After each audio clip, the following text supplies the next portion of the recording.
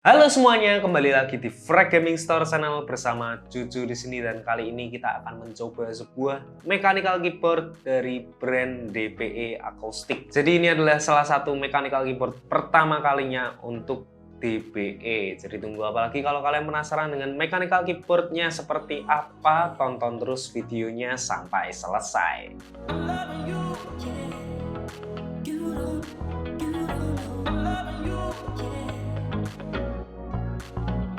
Ini dia mechanical keyboardnya. Di sini ada DPE Side 84, alias di sini menunjukkan 84 case dari layout keyboard yang satu ini. Di sini dapat terlihat ya setengah gambar dari keyboardnya sendiri di bagian boxnya, lalu ada side 84-nya, ada beberapa fitur andalannya yaitu hot swappable switch, lalu juga ada factory loop stabilizer. Langsung kita lihat saja kira-kira apa saja isi dari box DPE Side 84 yang satu ini. Untuk isi boxnya sendiri terbilang sangatlah simple. Di sini kita tentu saja mendapatkan mechanical keyboardnya yang berwarnakan hitam dengan aksen warna keycaps abu-abu. Lalu kita juga mendapatkan sebuah panduan pengguna yang sangat kecil, sangat kompak, sangat sederhana.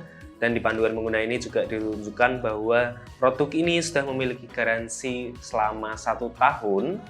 Dan yang unik di sini kita juga mendapatkan sebuah kabel USB Type-C, itu USB Type-C, yang mana kabel yang satu ini dia menggunakan coiled cable. Ya walaupun sebenarnya untuk kualitas coiled cable-nya menurutku biasa saja, terbilang tidak begitu rapih, tidak seperti coiled cable yang memang third party ya, alias dibuat oleh pabrikan khusus. Jadi di sini coil cable-nya seadanya saja yang mungkin bisa kalian pakai kalau memang kalian mau menggunakan USB Type-C itu USB Type-C. Kan kalau kalian biasa nancep di PC, mungkin kalian akan lebih prefer USB-A ya daripada USB Type-C itu USB Type-C. Namun dari DPE Acoustic juga memberikan sebuah kabel USB Type-A itu USB Type-C standar. Di sini sudah nylon braided. Untuk kabel yang tadi juga sudah nylon braided ya. Jadi kalau kalian memang mau menggunakan koneksi USB Type-C itu USB Type-A, di sini mereka juga memberikan kabelnya. Jadi di sini kita mendapatkan 2 buah kabel. Lalu terakhir kita juga mendapatkan sebuah keycap puller dan juga switch puller standar saja yang sangat sederhana. Nah itu dia isi boxnya, terbilang memang sangat sederhana. Dia tidak memberikan aksesoris lainnya seperti keycaps lain mungkin dengan aksen warna yang berbeda. Lalu switch cadangan itu juga tidak diberikan sama sekali. Jadi hanya mendapatkan 2 kabel, keycaps puller, dan sebuah buku panduan seperti itu. Langsung kita bahas saja dari keyboardnya yang satu ini.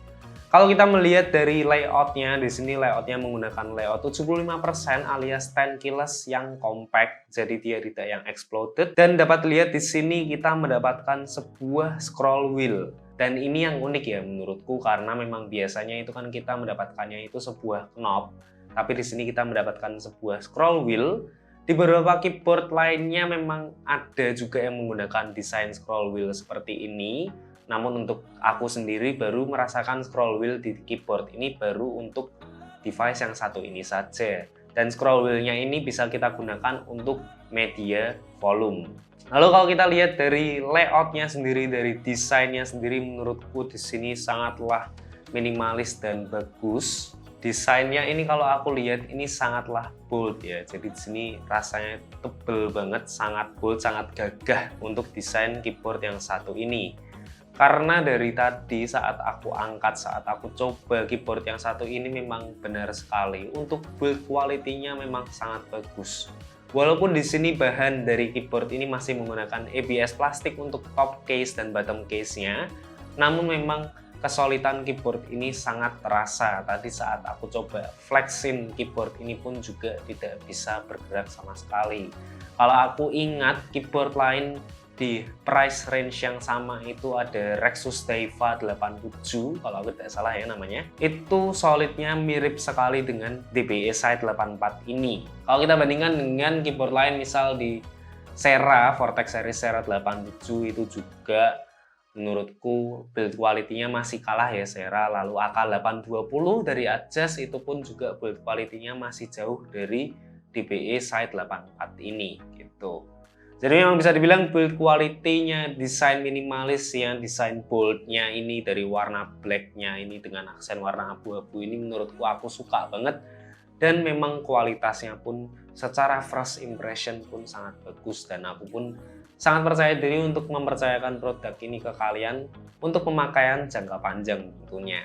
Oke, lanjut keycaps-nya seperti yang tadi aku bilang tadi di sini menggunakan dual tone warna yaitu hitam dan abu-abu untuk di bagian keycaps-nya. Dan keycaps-nya ini berbahankan PBD double shot yang mana untuk huruf abjadnya ini tidak transparan, jadi tidak tembus LED. Dan kualitas keycaps-nya sendiri menurutku sudah sangat bagus ya, PBD double shot itu sudah standar keycaps bagus banget. Dan ketebalan dari keycaps-nya sendiri menurutku sudah cukup tebal, tidak terlalu tebal tapi tidak terlalu tipis juga. Jadi menurutku kualitas keycaps-nya sudah bagus.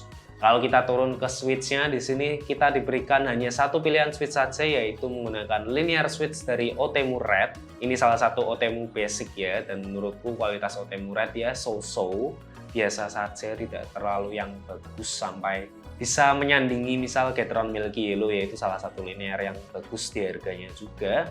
Namun switch ini bisa kalian ganti tentu saja karena di sini sudah menggunakan PCB yang hot swappable dan hot swappable-nya sudah 5 pin dan juga sudah south facing. Jadi kalau kalian ingin menggunakan cherry profile keycaps, tentu saja di keyboard yang satu ini tidak akan ada interferensi. Ngomongin PCB-nya tentu saja di atasnya ada sebuah plate dan plate-nya di sini menggunakan metal saja biasa. Dan menggunakan metal plate itu menyebabkan keyboard ini menurutku sangat sturdy ya, sangat kokoh sekali. Karena memang tidak ada flex sama sekali di bagian plate-nya. Dan aku lihat kalau dari konstruksi keyboard yang satu ini dia menggunakan konstruksi yang mirip-mirip dengan gasket. Jadi plate-nya itu dicepit oleh upper case dan juga bottom case. Namun memang di sini dia tidak memberikan fleksibilitas. Jadi memang sangat-sangat memberikan pengalaman yang hard typing feel ya, sturdy typing feel.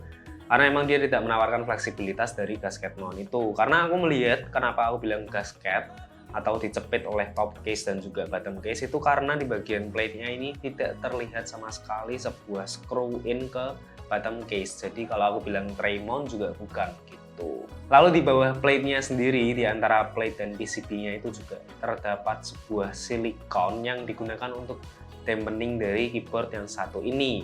Dan silikonnya tersebut juga ada di bagian bawah PCB, jadi di bagian bawah dalam keyboard ini memang sangatlah solid dan memang terasa sekali keyboard ini sangat menuk. Tadi aku bilang dari keyboard ini memang sangat solid dari build quality-nya, dan saat aku mencoba menimbang pun dan ternyata benar beratnya ini ada di angka 1 kilo lebih sedikit. Dan itu kalau aku bandingkan dengan keyboard yang masih ada di studio kita, semisal ini ada Rover 84 yang aku pakai sehari-hari di studio ini, itu beratnya saja hanya ada di angka 700 gram saja. Lalu kemarin kalau kalian ingat itu ada Vortex series Swift 82 yang ada rapid triggernya 1 jutaan itu beratnya pun cuma ada di angka 600 gram saja. Jadi memang build quality dari DBE yang satu ini memang sangatlah solid. Namun memang sangat disayangkan PCB alias hardware dari keyboard yang satu ini tidak mendukung wireless connectivity. Jadi di sini hanya menggunakan wired connectivity saja seperti pesaing-pesaingnya misal seperti Vortex Sera dan juga Aja Saka 820 series itu juga wired saja. Namun kalau kita bandingkan yang mirip yang sudah komplit wireless itu mungkin bisa ambil yang Rexus Taifa 87 ya, itu juga sudah ada wireless connectivity-nya. Dan untuk typing feel dan pengalaman pemakaiannya sendiri menurutku DBE Side 84 ini sudah sangatlah bagus dan sangatlah solid. Dia memberikan typing feel yang hard dan sturdy ya, jadi tidak ada fleksibilitas sama sekali di plate-nya itu. Dan ini benar-benar terasa seperti keyboard tray mount. Typing feel-nya tuh hampir mirip sekali dengan Rexus Taifa yang terakhir kali itu yang TKL juga. Jadi menurutku typing feel dari DBE ini memang sudah sangat bagus dan sudah sangat menunjang pengalaman pemakaian kita tentunya. Dan memang kalau kita ingin membahas tentang modifikasi, tentu saja kita bisa memodifikasi switch-nya dan juga mungkin dampening-dampeningnya dari dalam itu juga bisa kita ganti ya. Dan typing feel yang hard tadi juga menurutku karena pemakaian dampening layer itu menggunakan bahan silikon, bukan menggunakan foam atau mungkin poron gitu ya, yang empuk, yang lebih empuk dan foamy gitu. Kalau silikon itu kan memang dia lentur, tapi dia kan lumayan keras lah untuk sebuah dampening player gitu. Dan ini dia untuk sound sample dari DBE Acoustic Site 84 yang satu ini.